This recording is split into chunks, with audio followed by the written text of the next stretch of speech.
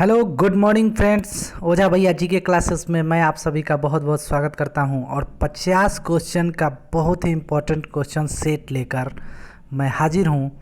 तो दोस्तों चलिए सेट को शुरू करते हैं और ये सभी प्रतियोगी परीक्षाओं के लिए बेहद ही इम्पोर्टेंट क्वेश्चंस हैं। तो चलिए दोस्तों क्वेश्चन शुरू करते हैं। पहला क्वेश्चन देखते हैं जिसमें कह रहा है भारत के कुल क्षेत्रफल में बिहार के क्षेत्रफल का हिस्सा कितना है। यानी भारत का जो कुल क्षेत्रफल है उसका कितना प्रतिशत बिहार का क्षेत्रफल है। ठीक है, तो क्या हो जाएगा, ऑप्शन बी हो जाएगा इसका आंसर 2.86। कितना होगा, 2.86। अगला क्वेश्चन 2 नंबर देखते हैं दोस्तों। वर्तमान में बिहार में कितने जिले हैं। तो बिहार में कितने जिले हैं, तो बिहार में कुल 38 जिले हैं। बिहार में कुल 38 जिले हैं, ऑप्शन ए हो जाएगा। अगला क्वेश्चन देखते हैं बिहार में मानसून कब लौटता है।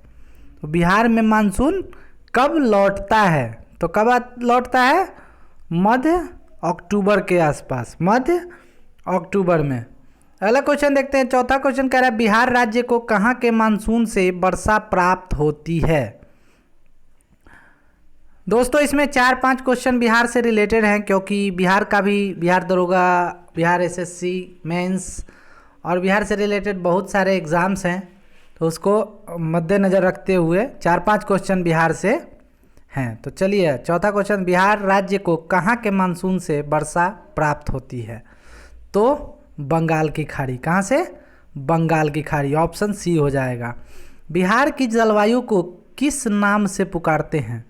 तो बिहार की जलवायु को किस नाम से पुकारते हैं, मानसूनी जलवायु। कौन सी होती है, मानसूनी। बिहार में मानसूनी जलवायु है। अगला क्वेश्चन देखते हैं। भारत की पहल पर भूटान किस वर्ष संयुक्त राष्ट्र संघ का सदस्य बना। तो भारत की पहल पर भूटान किस वर्ष संयुक्त राष्ट्र संघ का सदस्य बना। तो 1971 में, वर्ष 1971 में, ऑप्शन बी हो जाएगा। अगला क्वेश्चन देखते हैं। भारत के किस पड़ोसी देश में वर्ष 2008 में संसदीय लोकतंत्र की स्थापना हुई थी। 2008 में संसदीय लोकतंत्र की स्थापना किस देश में हुई है। तो इसका आंसर हो जाएगा भूटान में। ठीक है, भूटान में। अगला क्वेश्चन देखते हैं 8 नंबर। भारत सरकार द्वारा खेलों में सराहनीय प्रदर्शन करने वाले खिलाड़ियों को दिया जाने वाला पुरस्कार है। तो सराहनीय पुरस्कार कौन सा दिया जाता है। तो राजीव गांधी खेल रत्न पुरस्कार। कौन सा, राजीव गांधी खेल रत्न पुरस्कार, ऑप्शन बी हो जाएगा। अगला क्वेश्चन देखते हैं 9 नंबर क्वेश्चन है कि Lal Bahadur Shastri national academy of administration कहाँ स्थित है। Lal Bahadur Shastri national academy of administration कहाँ स्थित है। तो मसूरी में। कहाँ है, मसूरी में। अगला क्वेश्चन देखते हैं 10 नंबर। इंदिरा गांधी परमाणु अनुसंधान केंद्र कहाँ स्थित है। तो इंदिरा गांधी कहाँ है, कलपक्कम में। कहाँ, कलपक्कम में। चलिए अगला क्वेश्चन देखते हैं। वह स्थिति जिसमें लोगों की आय का स्तर खपत का न्यूनतम खर्चा करने के लिए पर्याप्त न हो तो कहलाता है। तो क्या कहलाता है, तो पूर्ण निर्धनता, उसको पूर्ण निर्धनता कहते हैं। अगला क्वेश्चन 12 नंबर देखते हैं। शास्त्रीय नृत्य ओडिसी किस प्रदेश की उपज है। ये सर नाम से ही स्पष्ट है, ओडिसी कहाँ, ओडिशा में। ठीक है, ऑप्शन ए हो जाएगा। भरतनाट्यम तमिलनाडु, गरबा गुजरात। अगला देखते हैं भारत की प्रसिद्ध महिला भारोत्तोलक का नाम क्या है। तो प्रसिद्ध भारोत्तोलक महिला का नाम के मल्लेश्वरी यानी कर्णम मल्लेश्वरी था। ठीक है, चलिए अगला देखते हैं। उड़ने वाले पक्षियों में सबसे ऊंचे कद वाला कौन सा है। उड़ने वालों में सबसे ऊंचा कद किसका है, तो सारस का। ठीक है, सारस का। और ऐसे सबसे बड़ा पक्षी कहेगा तो शुतुरमुर्ग। ठीक है, चलिए अगला क्वेश्चन देखते हैं 15 नंबर। केपलर 22b क्या है? केपलर 22b क्या है? तो इसका आंसर हो जाएगा सौर मंडल के बाहर एक ग्रह है। कौन सा है? सौर मंडल के बाहर एक ग्रह है। 16 नंबर क्वेश्चन देखते हैं, अंतरिक्ष यात्री को आकाश कैसा दिखाई देता है? तो अंतरिक्ष यात्री को आकाश कैसा दिखाई देगा? काला। कैसा दिखाई देता है? काला। अगला क्वेश्चन देखते हैं 17 number, servants of India society के किसने बनाई थी? सर्वेंट्स ऑफ इंडिया सोसाइटी किसने बनाई थी? तो गोपाल कृष्ण गोखले। और यही के कौन थे? गांधी जी के गुरु। ठीक है, गांधी जी के गुरु। अगला क्वेश्चन देखते हैं 18 नंबर, वह सुल्तान कौन था जिसने खलीफा के अधिकार को मानने से इनकार कर दिया था? तो खलीफा के अधिकार को मानने से इनकार कर दिया था, कौन था वो? अलाउद्दीन खिलजी। अलाउद्दीन खिलजी। ठीक है, घोड़े के दागने की प्रथा, हुलिया लिखने की प्रथा, ये सब अलाउद्दीन खिलजी ने ही शुरू किया था। 19 नंबर क्वेश्चन देखते हैं दोस्तों, कह रहा है मोहम्मद गोरी विजित प्रदेशों की देखभाल के लिए निम्नलिखित में से किस विश्वसनीय जनरल को छोड़कर गया था? यानी मोहम्मद गोरी जो अपना विजित क्षेत्र था उसका देखभाल के लिए किसको छोड़कर गया था?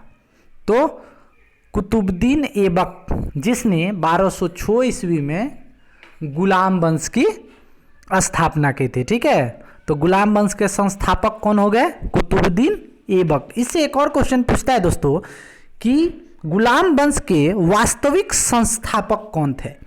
तो गुलाम वंश के वास्तविक संस्थापक इल्तुतमिश थे।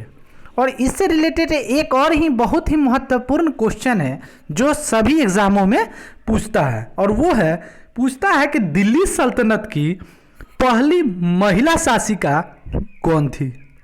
तो पहली महिला शासिका इल्तुतमिश की पुत्री रजिया सुल्तान थी, और ये भी गुलाम वंश की ही थी, और उनका शासनकाल था 1236 से लेकर 1240 के बीच। चलिए दोस्तों अगला क्वेश्चन देखते हैं, 20 नंबर क्वेश्चन, जर्मन सिल्वर में निम्नलिखित में से कौन सा नहीं होता है?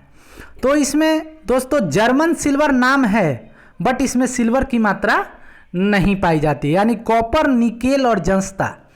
कॉपर, निकेल और जिंक यानी जस्ता से मिलकर जर्मन सिल्वर का निर्माण होता है। तो इसका आंसर क्या हो जाएगा दोस्तों? Option C, silver. ठीक है, जर्मन सिल्वर में सिल्वर नहीं होता है। अगला क्वेश्चन देखते हैं 21 नंबर, भारत में पहला समाचार पत्र निम्नलिखित में से किसने शुरू किया था? तो किसने? जेम्स ए हिक्की ने 1780 में। ठीक है, बंगाल गजट। कौन सा? बंगाल गजट। अगला क्वेश्चन देखते हैं दोस्तों 22 नंबर, चेचक होने का कारण क्या है? चेचक किसके कारण फैलता है? ठीक है, तो बैरियोला वायरस, यह एक वायरस जनित रोग है और बैरियोला वायरस के चलते यह फैलता है। ठीक है, चलिए दोस्तों 23 नंबर क्वेश्चन देखते हैं, वृक्ष के तनों में रहने वाले प्राणियों को क्या कहा जाता है? तो वृक्ष के तनों में रहने वाले प्राणियों को वृक्षवासी कहा जाता है। क्या कहा जाता है? वृक्षवासी। जल में रहने वाले को जलचर, ठीक है, आसमान में उड़ने वाले को उड़ाका, और जल स्थल दोनों में रहने वाले को उभयचर। चलिए दोस्तों अगला क्वेश्चन देखते हैं 24 नंबर, ग्रीन हाउस प्रभाव निम्नलिखित में से किसका परिणाम है? तो ग्रीन हाउस गैस, ठीक है, तो अत्यधिक CO2 सबसे अधिक किस चीज से होता है? CO2, कार्बन डाई ऑक्साइड के चलते। चलिए ऑप्शन सी हो जाएगा। 25 नंबर क्वेश्चन देखिए, पानीपत की जामी मस्जिद का निर्माण किसने करवाया था? तो पानीपत की जामी मस्जिद का निर्माण बाबर ने करवाया था। किसने करवाया था? बाबर ने। और बाबर मुगल वंश का संस्थापक था। ठीक है, जो पानीपत का प्रथम युद्ध 1526 में जीतने के बाद मुगल वंश की स्थापना की थी, और इनका शासनकाल 1526 से लेकर 1530 तक था। इस बीच इन्होंने 4 युद्ध लड़े, पानीपत, घग्गर, ठीक है, इस तरह से 4 युद्ध लड़े, और उसके बाद 1530 में इनकी मृत्यु हो गई। ठीक है, अगला क्वेश्चन देखते हैं दोस्तों 26 नंबर, SEZ का पूरा नाम क्या है? SEZ का पूरा नाम क्या है? तो इसका होता है साउथ इकोनॉमिक जोन। क्या होता है? साउथ इकोनॉमिक जोन, यानी ऑप्शन सी हो जाएगा आंसर, ऑप्शन सी हो जाएगा। अगला क्वेश्चन देखते हैं 27 नंबर। किसी वृक्ष की आयु का निर्धारण किसके आधार पर किया जाता है?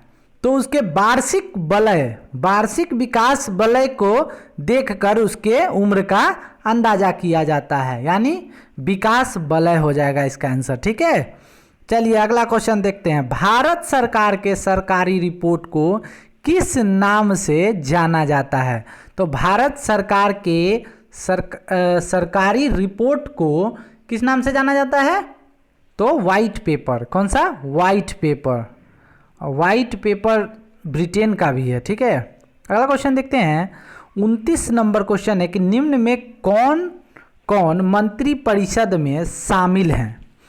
कौन कौन मंत्री परिषद में शामिल हैं? तो मंत्री परिषद में प्रधानमंत्री सहित अन्य सभी मंत्री, प्रधानमंत्री सहित अन्य सभी मंत्री। अगला क्वेश्चन देखते हैं, भारत कब गणतंत्र बना, ना कि स्वतंत्र।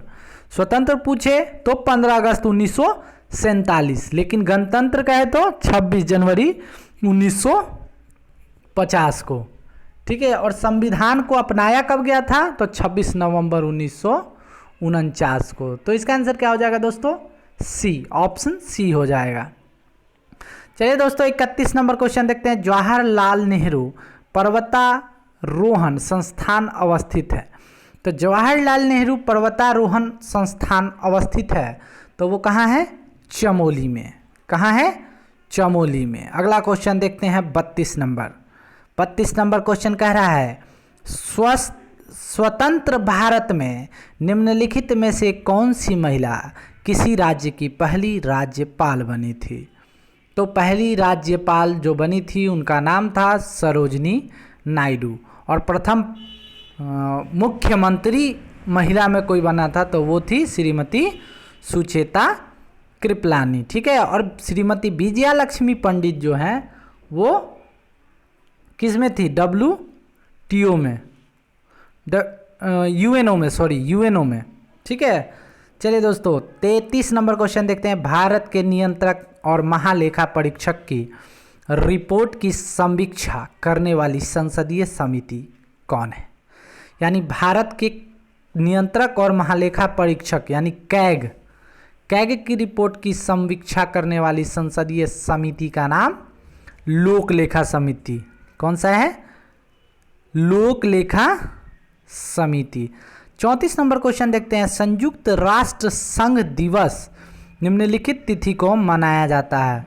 तो संयुक्त राष्ट्र दिवस 24 अक्टूबर को। कब? 24 अक्टूबर 1945 को संयुक्त राष्ट्र संघ की स्थापना हुई थी। ठीक है, अगला क्वेश्चन देखते हैं 35 नंबर। सजातीय उत्पादन का एक लक्षण है। तो सजातीय उत्पादन का एक लक्षण कौन सा है? पूर्ण बाजार का। कौन सा है? पूर्ण बाजार का। ऑप्शन डी हो जाएगा आंसर। 36 नंबर क्वेश्चन है। विश्व प्रसिद्ध खजुराहो के मंदिर किस राज्य में स्थित हैं? तो खजुराहो के मंदिर कहाँ है? मध्य प्रदेश में। कहाँ है? मध्य प्रदेश राज्य में। खजुराहो के मंदिर माउंट आबू पर्वत है, मध्य प्रदेश। 37 नंबर। अकबरनामा किसने लिखा था? तो अकबरनामा के लेखक कौन थे? अबुल फजल। अबुल फजल, ऑप्शन सी। और हुमायूंनामा के लेखक गुलबदन बेगम, उनकी बहन थी गुलबदन बेगम, बाबर की पुत्री। 38 नंबर क्वेश्चन देखते हैं। पूर्ण स्वराज की शपथ कांग्रेस के अधिवेशन में ली गई थी, यानी किस अधिवेशन में लिया गया था? तो 1929 के लाहौर अधिवेशन। 1929 के लाहौर अधिवेशन में पूर्ण स्वराज की शपथ कांग्रेस के द्वारा ली गई थी। चलिए दोस्तों 39 नंबर क्वेश्चन देखते हैं। रेड क्लिफ रेखा किन दो देशों की सीमाओं का सीमांकन करती है?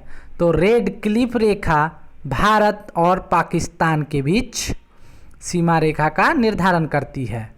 ठीक है, और पाकिस्तान अफगानिस्तान के बीच डुरंड रेखा। ठीक है, 40 नंबर क्वेश्चन देखते हैं। भारतीय संविधान का कौन सा भाग कल्याणकारी राज्य के आदर्श घोषित करता है?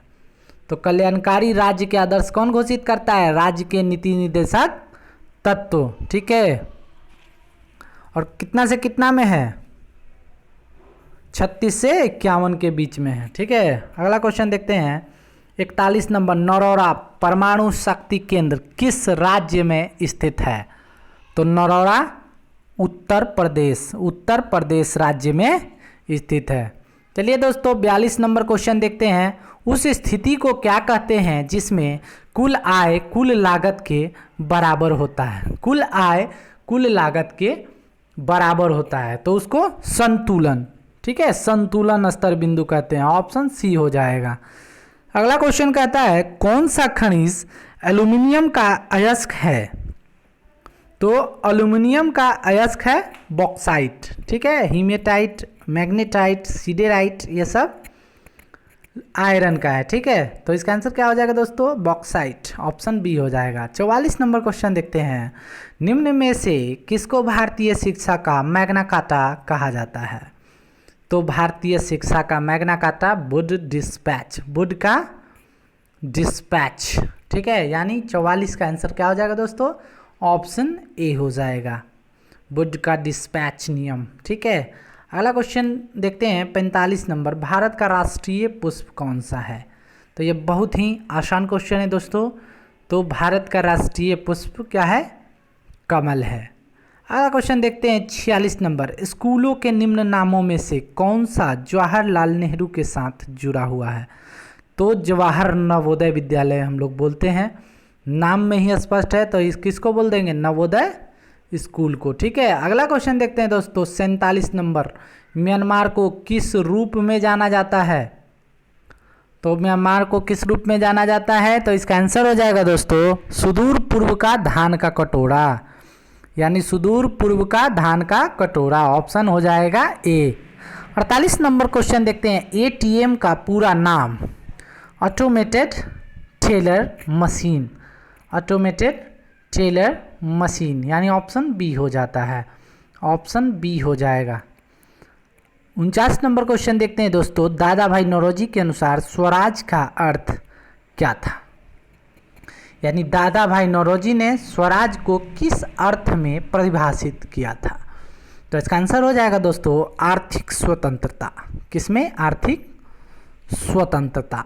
और व्योवृद्ध पुरुष, भारत के व्योवृद्ध पुरुष के नाम से भी दादा भाई नौरोजी को जाना जाता है। और सबसे पहले विदेशी काउंसिल में, ब्रिटिश काउंसिल में चुने जाने वाले प्रथम व्यक्ति भी दादा भाई नौरोजी थे। ठीक है, अगला क्वेश्चन देखते हैं दोस्तों। आज का आखिरी क्वेश्चन है और क्वेश्चन है 50 नंबर। कह रहा है बंगाल का पहला गवर्नर जनरल कौन था? तो बंगाल का पहला गवर्नर जनरल वॉरेन हेस्टिंग्स था। ठीक है, वॉरेन हेस्टिंग्स। Option B. तो चलिए दोस्तों ये था आज का 50 क्वेश्चन का सेट। अगला सेट लेकर मैं फिर आऊँगा। जय हिंद।